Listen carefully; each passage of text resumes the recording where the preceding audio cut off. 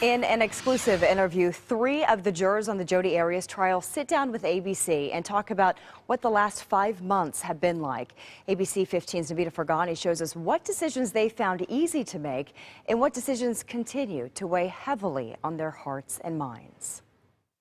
Short of raising my children, okay, this has been the most intense amount of responsibility I have ever been given. A responsibility jurors 6, 13, and 16 didn't take lightly. Were all the decisions correct? One decision they can all agree on and made without any regrets, finding Jodi Arias guilty of premeditated murder. We had note papers all over the walls.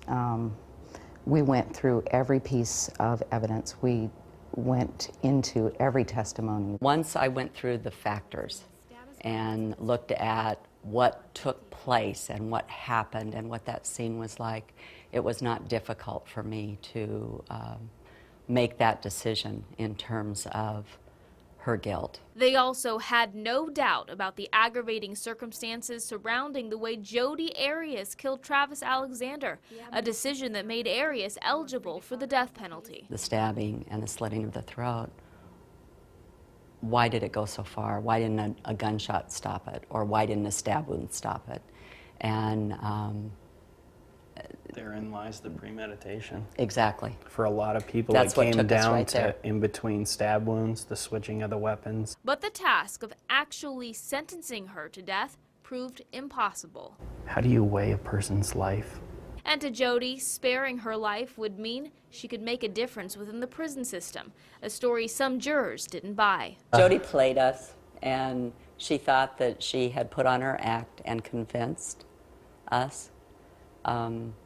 Based on what we saw and the evidence presented, it was very apparent that we weren't being told the truth in a lot of the matters. Which became the breaking point for the group. And I kept poking holes in my own theories about why Jodi should be alive. But others saw things differently. The talk of no criminal history, Okay. the youth, Yes.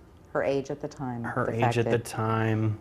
she had made it through 27 or however many years, and she hadn't been in trouble with the law. But after hours of deliberation, they were only left with a feeling of failure. As I turned the rest of the way to go out, as we exited that jury box, it was facing the family, and that was very difficult. And I didn't ever think of it, but I immediately, as I was stepping down, told them I'm sorry. And it was something that was heartfelt, because I was very sorry. And I think, just like Mary Lou said, I failed. We failed. Well, as for Arias, her fate now lies in the hands of the Maricopa County Attorney. He will decide whether or not to bring in a new jury to sentence Arias or take the death penalty off the table and leave her sentencing to the judge. Travis Alexander's family will have input on that decision.